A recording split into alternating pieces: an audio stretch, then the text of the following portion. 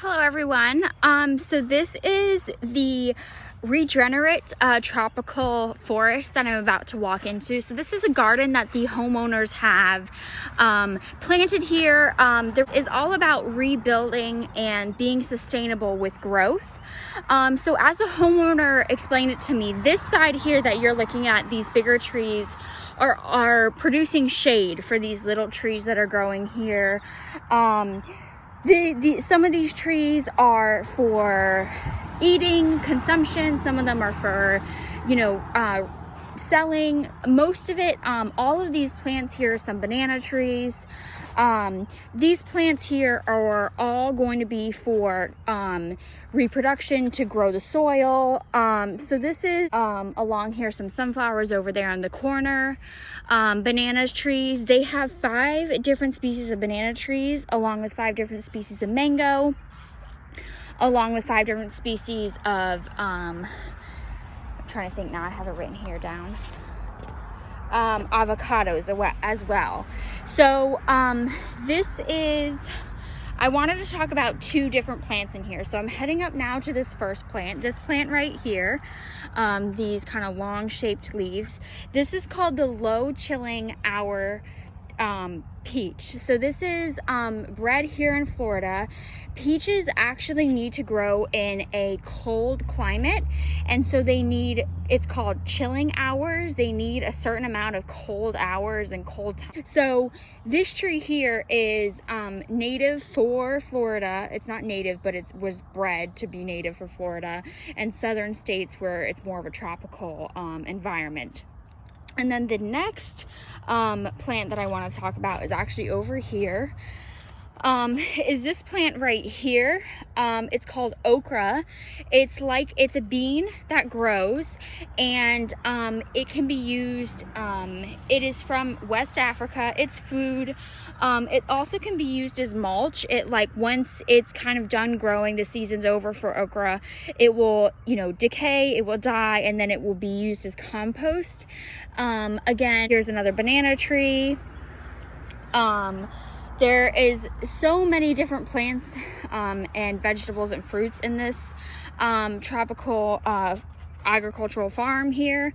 The whole purpose of this, again, was they want to use all these items and be able to produce X amount of foods and vegetables and fruits to be able to live sustainably off their growth of these different plants.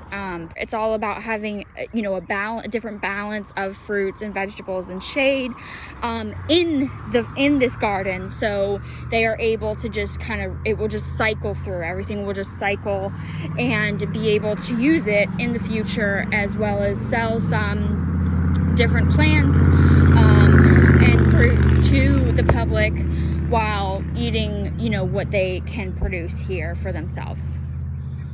So that is the regenerate agricultural tropical farm here that they have growing.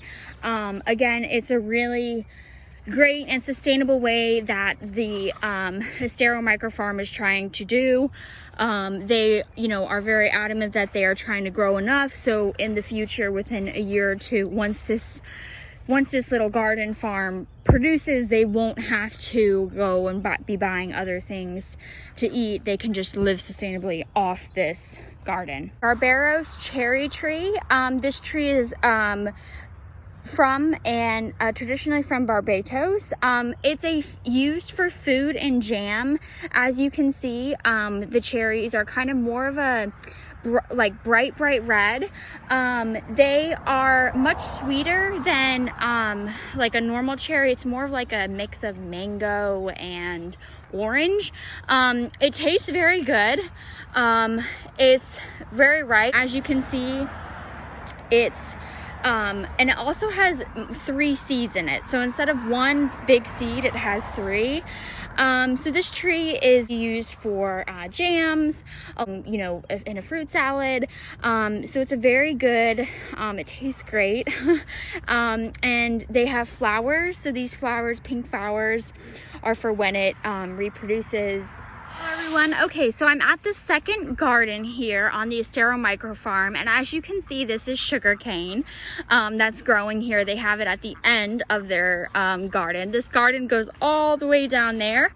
As you can see, we have a little geese here with us and some chickens and geese and ducks over there.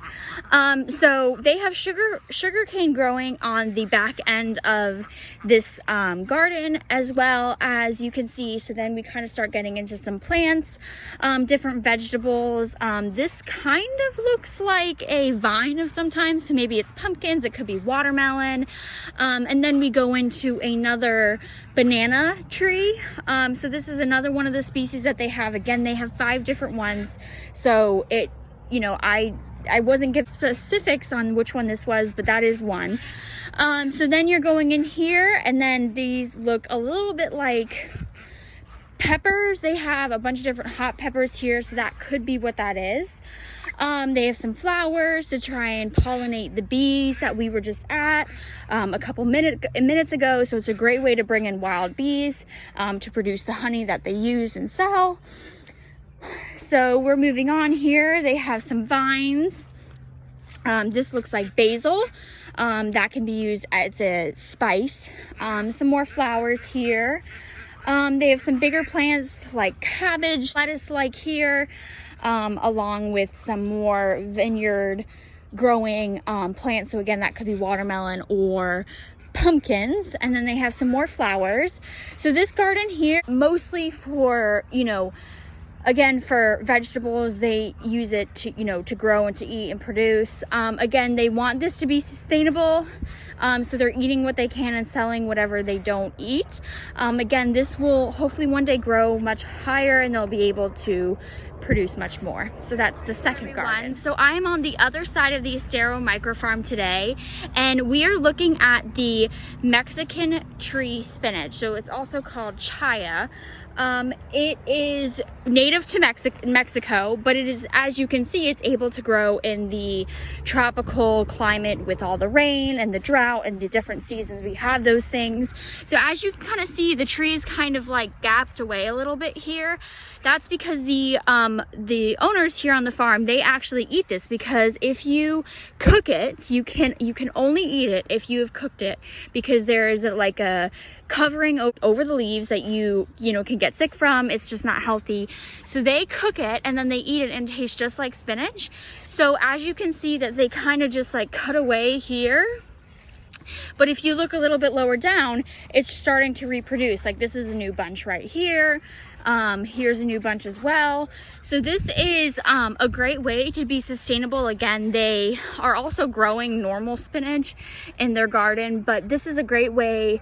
You know, many different species of trees can taste like things that we eat every day, and so this is a great way for them to be able to try something new. And you know, they're able to, it's a big growing tree. It's a group, you know, they're able to eat it plentiful, and they have much to eat here on the micro farm.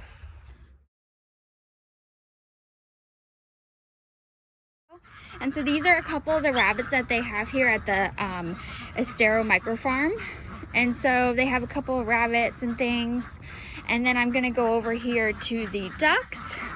So this is like mulch that we use to spread around the area. So this is all the ducks and chickens and geese and things. So as you can see, there's many of them. And here's a banana tree. This is one of the 5 types that they have, along with some palm trees and more geese. This is like their hens, so they lay eggs right in here. And then this is like for protection when it's raining and things.